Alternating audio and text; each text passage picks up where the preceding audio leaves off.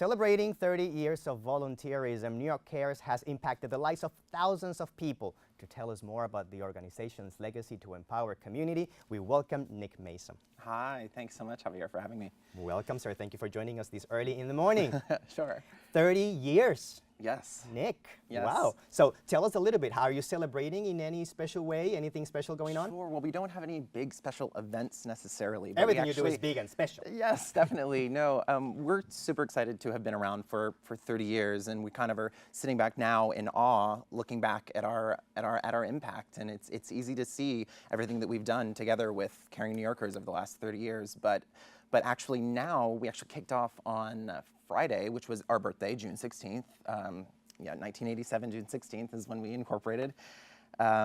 We kicked off our fundraising campaign. And so basically what we're trying to do is raise awareness as well as raising funds to support the next 30 years. In terms of funding, what is do you have a goal of funding you need to come up with? Actually, there's a bit of a story to our fundraising goal. Go right ahead. So our goal is $230,341. That's not a lot of money, Nick. Sure, but it is $1 for every single oriented volunteer who has worked with us or volunteered on a New York Cares program over the last 30 years. So to us, it's a special number. It's something that we hope to achieve. And if you want to, please, we urge you to go online, visit newyorkcares.org/30 to donate. Or if you're too hip for that, you can text NYCares to 41444 to Just donate. $1 at a time. That's all it takes. Yeah, sure. But of course, we do welcome donations larger than $1. So. Now, how are these monies used? Well, of course, being a nonprofit organization as well, of course, we work with nonprofits. We do use donations. We rely on donations to keep the lights on, but volunteer projects aren't free. You know, we do, it does cost money to make these projects happen, whether that means supplies that go to the elementary school where we send volunteers, or supplies for volunteers to use to clean up a park on New York Cares Day, spring, or something like that. What is the background of the organization? Well, I guess I could tell you a little bit of the history about how it happened. So 30 years ago, it was a group of maybe like 10, 20-somethings who all worked full-time, who were sitting around an apartment and thought to themselves, they saw a lot of poverty in their city. It was a critical moment for New York. I mean, Oh, it yeah. was the peak of the AIDS era, the crack era. Crime was rampant. Oh, yeah, they saw a lot of critical needs throughout the city, and there was nobody to do anything about it. There were lots of gaps they saw in populations in critical issue areas. And they realized that the only way to address a lot of those problems were to organize themselves. And so they did. So they started to organize small volunteer projects, just a few people at a time, their friends telling their friends. And before long, a few years later, everyone was receiving paper calendars in their mailboxes with volunteer projects in all 5 boroughs. And cut to 30 years later, now we're the largest volunteer management organization in all of New York City. We have partners with over 1,300 nonprofit organizations and public schools in all 5 boroughs. On average, we run about 1,600 volunteer projects a month. So we were able to do a tremendous amount of good, and it all started with just a small group of people who noticed a critical issue and decided to want to do something about it. What are some of the volunteering projects that you have going on? What areas? Oh my gosh, our 3 issue areas are revitalization of public spaces, immediate needs, so hunger, homelessness, things like that, as well as education. Education is probably our largest issue area, and I know it's summertime now, so kids are either out of school now or just about to get out of school.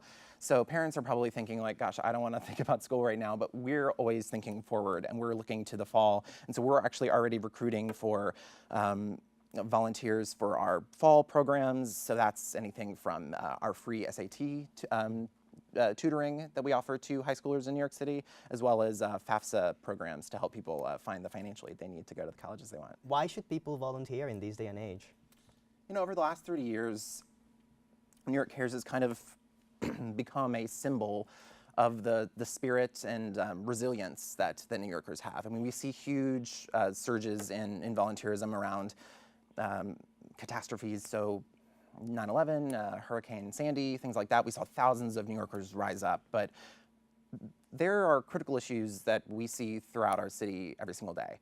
And I mean, I think it's something like 47% of New Yorkers live at or below the poverty line.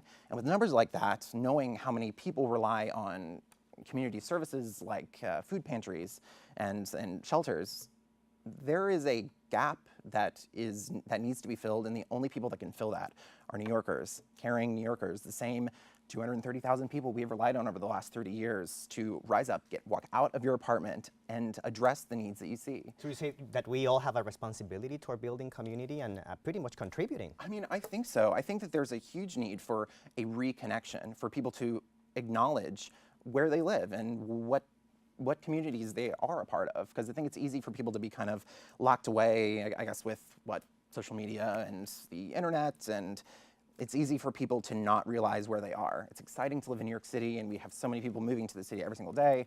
But when you get here, a great way to actually learn about your city, or if you've lived here for your entire life, to learn about where you're from, is to volunteer and actually see how everyone lives. You have touched on a very important point, reconnection. Oh, yeah. How much of a serious is when everyone is just looking down into the little phone, the little tablet, or with their iPhones on? I mean, there's a little part of me that loves it, because I work in media. I actually manage the social media for New York Cares. So if you want to go online and find out about our special events, please do so. Yes.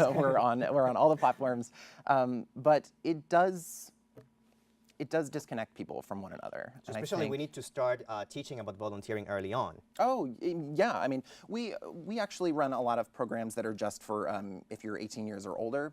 It's primarily all of our volunteer opportunities are for high school age kids or older. But we do have a few programs that are youth volunteering. For example, during our annual days of service, there are ways to get youth groups to go together to help revitalize a park or something like that. But it's definitely a message that I would say you should share with the younger individual, and let them know that it is important to get involved. So show them what you do. Is there something special about the reward and the gratification of volunteering? Well, yeah. It's not financial compensation, but no, but it does. So in addition to volunteerism being great for the people who are the recipients of the service, the clients, there's also, I think, a transformation that happens within the heart of the individual who is volunteering.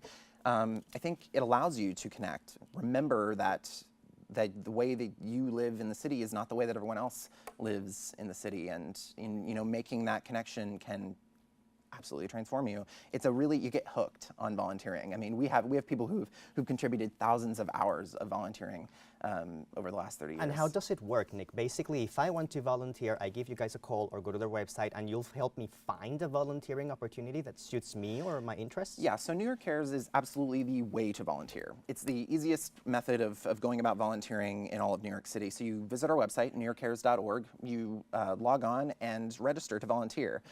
We actually have a unique little portion to our model, and immediately after registering, you sign up for a volunteer orientation. So we don't send volunteers to projects where they're going to be confused, they don't know what's going on, they don't know how to behave, what's going on. We make sure that everyone we send to these partner agencies is oriented and prepared to contribute the service that we know the partner needs. So after your volunteer orientation, you go back online and volunteer and you can register online for any volunteer project. I mean, there are literally thousands of volunteer projects on our website daily, and sometimes they disappear in hours because we've got people waiting for things to go online, and they fill up really, really quickly. You have mentioned tutoring for the SATs exams as one of the examples, but in the last few seconds that we have, what are some other examples of volunteering assignments that people find popular? Well, people love working with kids, which is great. People also love revitalizing parks, especially during the summer when it's beautiful. Unfortunately, when only a fraction of the city's funding goes to revitalizing parks, we would love for volunteers to get out in the parks and help clean them up and make them a great place for everyone to spend the summer. Thank you, Nick. New York Cares 30th anniversary. Yes. Happy anniversary. Thank you very much. Let's take another break. We'll be right back with Open.